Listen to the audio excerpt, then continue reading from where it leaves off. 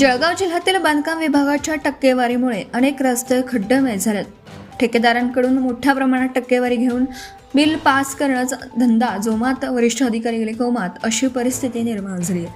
आता जे रस्ते अत्यंत खड्डेमय झालेत त्या रस्त्यांचं देखील बिल पास कसं झालंय, काँक्रिटीकरण झालं परंतु साईड पट्ट्या हरवल्यात. तो प्रकार चोपडा तालुक्यातील चौही बाजूंच्या रस्त्यांची अवस्था खड्ड्यांमुळे खड्डेमय झाली आहे.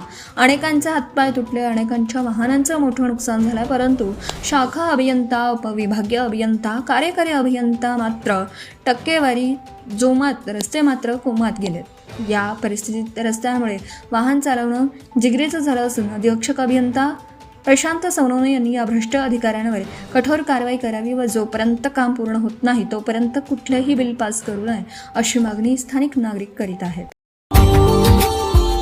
Subscribe now and press the bell icon. Never miss an update.